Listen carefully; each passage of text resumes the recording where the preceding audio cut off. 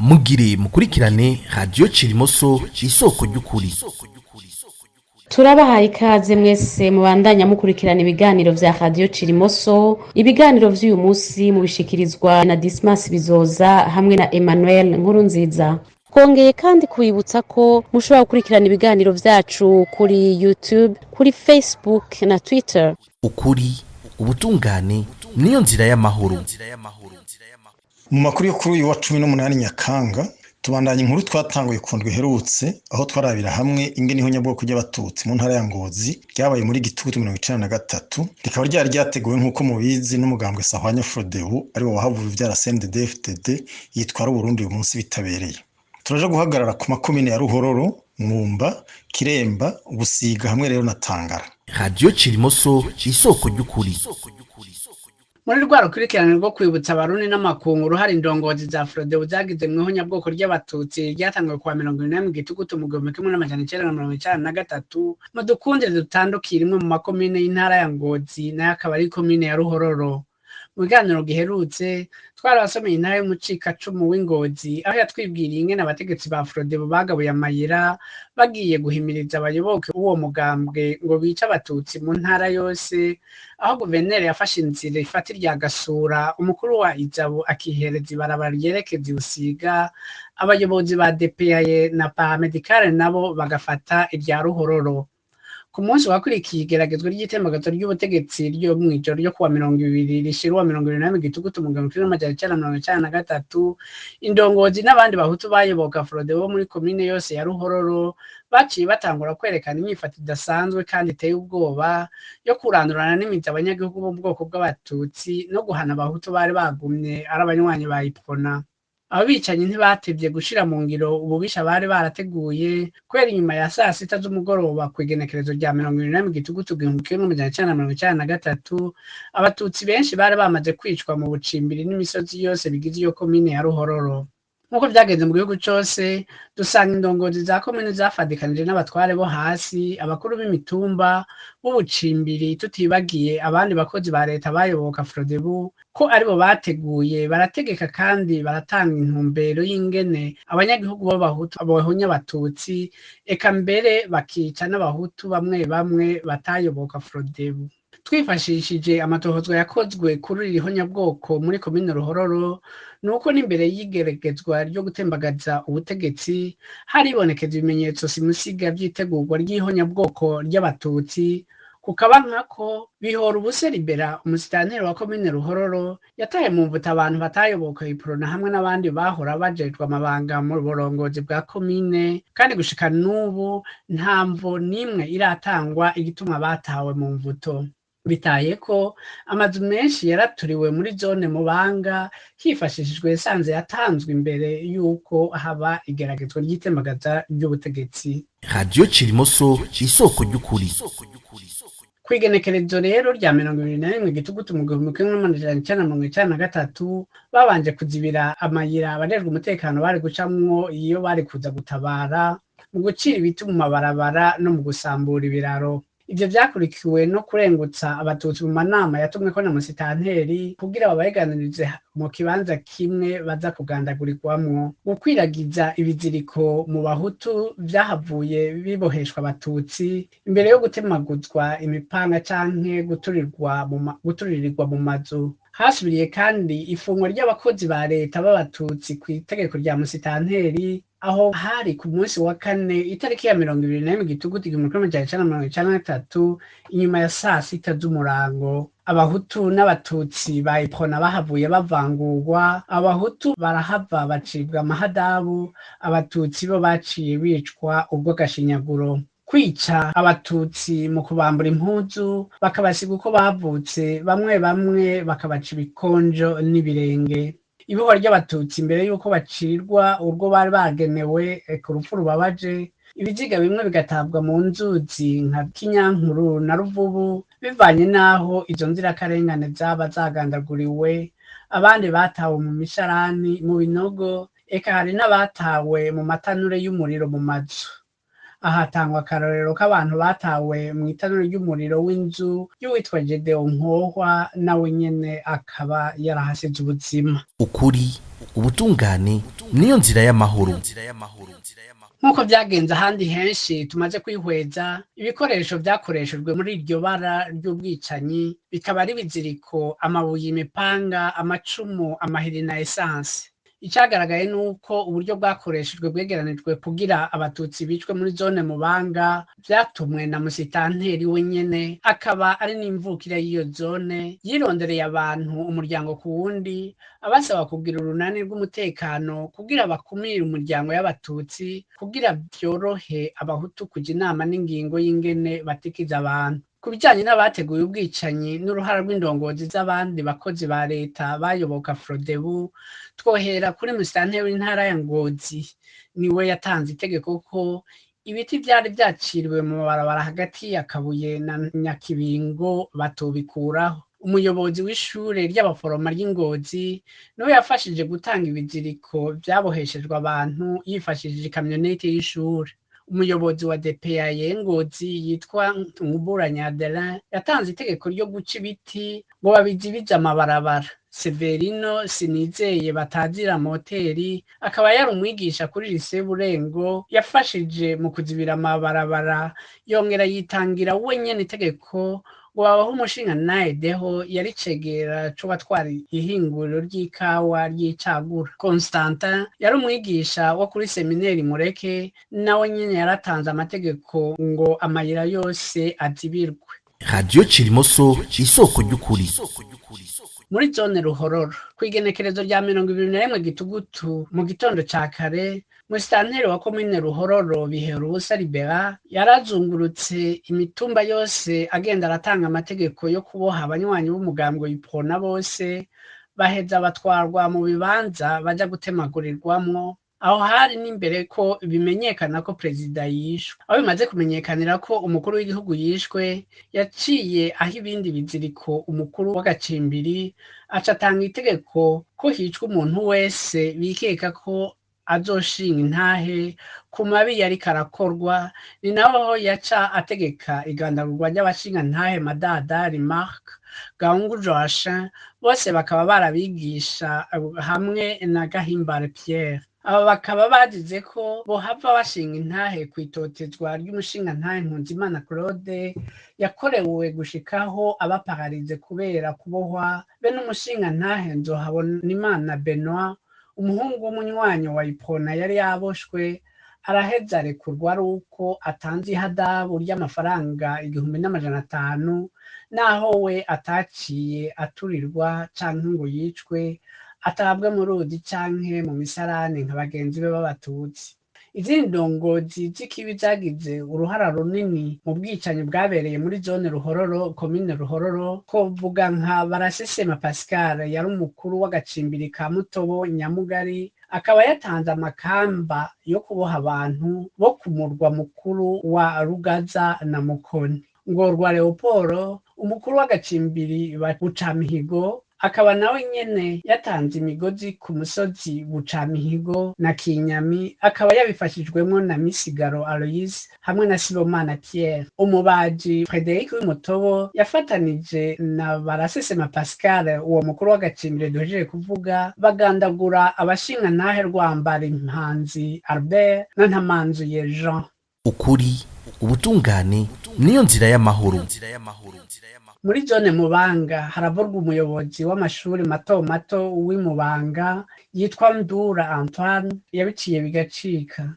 Ngo niwe yategetse yongera ahagarikira isamburwa ry'ikiraro ca Kinyankuru, yaciye asigaha abantu basigara bacunze ico kiraro kugira babuze uwoza gutabara, eka anategeka ko kuzibira amayira yose yinjira muri zone Mubanga. Emwe ngo niwe yarajejwe guhagarikira ubwicanyi. Umukuru wa zone Mubanga Ngendakumana Jeremy nawe ahejeje kugaza ubunywero, yaciye atangura kugaza amayira no kubohesha abanywanyi ba Iprona. Yategetse abayinarugo b'abatutsikazi kwiyugaranira mu mazu yabo ngo ntibabone ingene abashinga ntahe babo bicwa. Uwahirahira agasohoka nawe yaca agandagurwa. Irobanurwa ry'abatutsi ngo bicwe ryakozwe n'uwari umuyobozi w'ishure ritoyi rya Mukoni yitwa Bernard, umuhungu wa Gapira, avuka i Gasura muri komine ya Tangara. abo batutsi babarobanura mu bahutu b'abayipona bari bafatiwe rimwe mu gitondo. Mbere ngo n'uyu Bernari yari yategetse kuzibira amabarabara no gusambura ibiraro vya Nyamuswaga, Nyinya na Ntiba. Radio Cirimoso isoko ry'ukuri. Mu gacimbiri ka Gitwenzi, Pierre Mwene Wicaye akaba yari umukuru w'agacimbiri, niwe yitangiye itegeko ryo kugandagura umwana w'umuhungu w'umushingantahe Nakawe Charles yari yagerageje guhungira ku nshuti yaba Igitwenzi. Umutambukanyi w'icariho ca musitanteri yiswe Kitumva Genevieve akaba yari umuyobozi w'ishure ritoyi rya Gitwenzi, niwe yategetse kugandagura abagore n'abana. Muri nawe yatanga amategeko yo kwica mu gihe umugabo we ataba ari hafi. Eka na mutoyi wa musitanteri yitwa Venant Ntazina yari arongoye agacimbiri ka Muhama Kemerejana, nawe yicishije abatutsi bo ku mutumba Muhama Kemerajana. Aha ntituvuze abicanyi bose kuko ni benshi.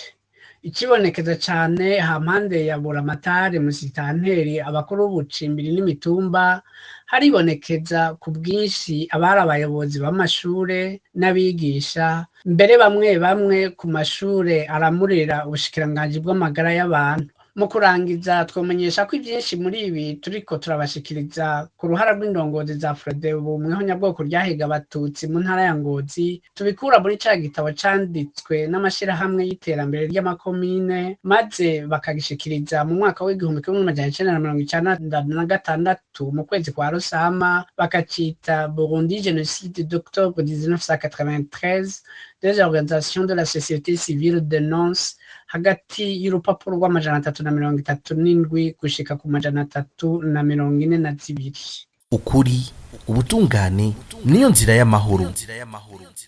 Ico gihe bararyagwa muri Mwumba, iyi komine yari izwi cane kubera ihano rw'iwe n'igihugu c'u Rwanda, ko kubera ivyo iri muri zimwe zacamwe urudanaza rwa magendu hagati y'ivyo bihugu.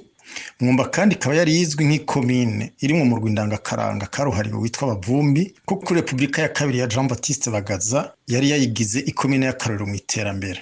Ico havuye imenyekanira ko kindi mu nyuma ni kubona yabaye mu zambere zagiye guhonya abatutsi, hanyuma kandi imenyekana kubera uwahavuye arongora Burundi bitabereye, umuhisi Pierre Nkurunziza ariyo yamukamo.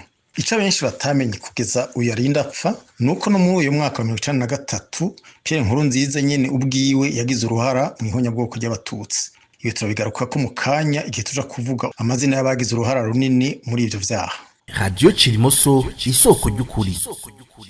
Icegeranyo c'umurwi mpuzamakungu waganywe n'ishiramwe mpuzamakungu ONU mu gice cacu c'amajana 42 gitumenyesha ko n'imiburiburi abatutsi amajana 112 bava mu ca kabiri gusa c'imitumba igize iyo komine ari bo bishwe. Ico cegeranyo kitumenyesha kandi kwibuye ahari umugwa mukuru wa komine hari abatutsi benshi bafashwe bugaranirwa mu nzu y'umututsi na Zensabiyimana, ico gihe ariko akaba atariho yarari. Abo rero bugaraniweyo mu nyuma baricwa maze batabwa mu kinogo rusangi hampande yaho. Ku mugwa mukuru wa zone Mwumba naho mukamwumva ko ataraho kwitiranya n'umugwa mukuru wa komine twamaze kubabwira ko uri Buye, hariciwe naho nyene abatutsi benshi. Mu kigabane c'abagiye imbere mu bwicanyi nkuko twabibonye ahandi, naho nyene Mwumba ubwicanyi bwari burongowe na musitanteri wa komine, naho akaba yari uwitwa Pierre Claver Kayenzi, yahoze ari na directeur w'ishuri ritonya rya Gatsinda, mu nyuma akagirwa musitanteri na Frodebu 1993. Uyo Pierre nawe nyene yahavuye ahungira mu Rwanda rwatwagwa ico gihe na Habyarimana, umwe musanzwe muzi ko intwaro yari yateguye ihonyabwoko ry'abatutsi ryabaye mu 1994. Uwundi yagize uruhara ntangere ni umupatiri w'umuzungu w'umutaliyano yitwa Carlos Maceroni wo kuri paruwasi ya Gatsinda nyene. Uwo mupatiri akaba yari yarabaye mu Burundi imyaka irenga 30, ariko mu mpera za Republika ya kabiri akaba yari yarirukanywe kubera bari bamusanze ari mu bigisha amacakubiri bikingima ya vya bindi vyitwa ngo ni inama za Sahwanya, zimwe nyene zahava zivukiramwo umugambwe Sahwanya Frodebu. Uyo Patrick Carlos Maceroni rero niwe yahungishije abatinye abatutsi bose, akaba yabapakira muri kamyonete yiwe akabamanuka bashikana ku Kanyaru bakabona kujabuka. Ikindi mwomenya nuko abo batemyi bo muri komine Mwumba bahungirijwe mu Rwanda na Patrick Carlos Maceroni bajanye mu mikambi mu Rwanda yahitwa mu twicara abami twa Nyaruteja. Abagabo bari muri iyo kambi ntibahatevye kuko baciye baje gutanga umuganda bakaba bawuha abandi bicanyi bagenzi babo b'intera hamwe mu gutsemba abatutsi nk'uko vyitwa hakurya y'Akanyaru. Uwundi nyene nk'uko twari tubibabwiye yagize uruhara ntangere mu guhonya abatutsi aho muri komine Mwumba, nohoze ari umukuru w'igihugu bitabereye ariwe Pierre Nkurunziza. ico gihe nk'uko bamwe babizi yari akiri umwigisha wa kaminuza y'u Burundi. Pierre Nkurunziza rero yarishikiye ku rugo rwa Inasenge yitwa Suzana yari yanyegeje abatutsi. Nkurunziza hashitse yarinjiye mu nzu kubera yari azi ko bahanyegeje abatutsi, yashitse avuga ngo muri iyi nzu hanuka abatutsi. Uwo Inasenge ico yakoze yamwishuye ati mvira mu nzu ndakwisavye ngaha nta batutsi bahari. Maze wari Nkurunziza yimwanka mu nda kubera atari burenge kurya umuvyeyi yamubwiye, arahava aragenda mugabo riniga. Ibi tukaba twabishikijwe n'umwe mu bacitse ku icumu yari ahari, ico gihe akaba yari umwana yiga mu wa gatandatu, ariko akaba yasavye yuko izina ryiwe tutorimenyesha kubw'umutekano wiwe. Radio Cirimoso isoko ry'ukuri. Muri komine Tangara niho yitwa ko hishwe abatutsi bake. Tohoza ryagizwe n'ishirahamwe mpuzamakungu ONU ribicije muri wa murwi mpuzamakungu wagena rimenyesha yuko abakoze ubwicanyi ari abahutu mu mugambwe wa Frodebu baje bava mu makomine ya Ruhororo ahantu ruboniye komine, abandi baza bava muri komine Kiremba. Abo baje bazananye Kiremba bishe abantu 30, abaturutse mu Ruhororo nabo bigira 50. Naho bimeze uko kubwa ryatohoza ryagirwa n'amashirahamwe arongowe na FIDH ryo ngo ribona yuko ngo hishwe abatutsi bake muri Tangara, bakavuga ngo gutora hishwe abatutsi vyari bigoye nkuko womenga naho yari kubumwe yazize ubwoko bwiwe ntivyari bitera soni. Iyo mvugo tukayisanga kandi mu cegeranyo ca wa mugambwe kuriho nyabwoko ba Esahwanya Frodebu, aho wandika ngo muri komine Busiga muri zone Mparamirundi hapfuye abatutsi badashika na 20. Mu gifaransa handitse ngo moins de 20 tutsi trouveront la mort. Ivyo bikaba biri muri ca gitabo cawo bashikiriza mu mwaka wa 1996 ku rupapuro rw'248. Hariko kujya bavuga muri wa mugani bati uburana n'umukecuru akaguha urubanza. Uwo mugambwe Frodebu nyene nutabaga nutihinyuje kuko muri ico cegeranyo nyene hampande gatonya yaho havuga ivy'Imparamirundi, mu gace kavuga ivyo muri komine Busiga handitse ko abanyagihugu b'Ibusiga bababajwe no kubona abanyabururi batera ubwicanyi i Bujumbura. Mu gifaransa handitse ngo la population regrette que des gens de Bururi provoquent des assassinats à Bujumbura. Aho ni ku rupapuro rw'149 rw'ico gitabo nyene. Aha birakenewe cyane yuko umuntu ahagarara ko harahambaye. Ego niko nta utobazwa nuko hasesetse amaraso i Bujumbura, nta n'utotera ivyatsi abayashesha. Ariko rero ko n'umugambwe Esahwanya Frodebu uterura amajambo ajaniranya akambika iceye mu kivunga bo wita abanyabururi, ukayatereka mu kanwa k'ababa Ibusiga aho hose atanindwi ihaciye ibara riguye, bisigura ko atanumwe yitwa umwe yari bwakora itohoza canke ngo yemanga ubwo bwicanyi bwahitanye abategetsi Bujumbura. Bikumvikana rero ko nambi iyo Frodebu yavuze uko yari kwishikiriza ivyo yari isanganywe si ivyo yari hejeje gutohoza. Ibi bigasaba kandi ko dusigura abakurikira Radio Cirimoso ko ari ubushakashatsi bukurikirana imvugo ihinyitse ikoreshwa mu kurarika canke mu guhishira abakora icaha c'abanyabwoko rihiga abatutsi mu Burundi. Tukaba twasanze ko hari aho ijambo abanyabururi canke amajambo b'abanyabururi bikoreshwa mu kuvuga abatutsi muri rusange. Twogira ko tukamenyesha kandi n'ayandi dusanga muri uwo murwi wamwe n'ayo majambo. Abakorera canke abakorana n'imigwi yakozeho nyabwoko ry'abatutsi itarabihanirwa, iyo Esahwanya Frodebu nayo ikaba idahazemwo. Iyo bashaka kuvuga abatutsi muri rusange hari aho bavuga ngo abagamba, abo bagamba canke ngo babanyamugamba. Nico kimwe kandi niyo ugiye wumva abantu bavuga ijambo ngo abahima aho bidakenewe, kenshi na kenshi haba ari mu kinyoma. Ntawo kwirirwa arasubiramwo ko babikora ibigirankana, kuretse ko baba bashaka gucuvya abatutsi muri rusange. Bisanzwe bizwi ko abahima atari umuryango ahubwo ari ikigwi c'imiryango.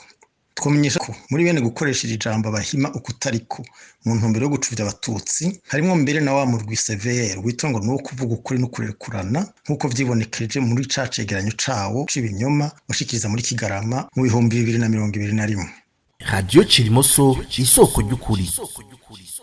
Ibi byo kuvangatiranya imiryango yaba iy'abahima, abanyaruguru canke y'abandi barundi, incabwenge baye muhisi Patiri Jean Baptiste Ntawukaja yasize abinonosoye muri ca gitabo ciwe yita imigenzo y'ikirundi yasohora mu 78. No kuvuga imyaka na mirere imbere yuko abita abashakashatsi muri za anthropologie nkuko bakunda kuvyivugira n'ibindi biyadukiza. Aba bangushira mwomenya yuko bagiye gukaza umurindi cane cane inyuma y'umwaka wa 2011. Ni muri uwo mwaka batanguye kuja baritorera amazina aharugwa mu mamirongo y'ivyo bita ngo imiryango y'abahutu. Ibi bakaba bikwiragiza n'umwete mwinshi kugira ngo babandanye wa mugambi wabo wo kwerekana ko abahutu aribo bagwiriye mu Burundi, ko gutya aribo bene igihugu. aha kandi akaba ari naho havuye na ya mvugo yo gutandukanya abanyagihugu n'abenegihugu isigaye ikora mu nzego zirongoye igihugu. Bamwe mu barundi bakaba banabisubiramwo ngo abenegihugu batanazi neza ko ari ijambo ryo kubakumira, naho ababivuga bobo baba bariko bagomba gukumira abatutsi muri rusange. ukuri ubutungane niyo nzira y'amahoro. turangije dushimira mwese mwakurikiranye ibiganiro vyacu, naho ubutaha tugire Uburundi buziriho nyabwoko. Murakoze. Iyi mwariko murumviriza ni Radio Cirimoso.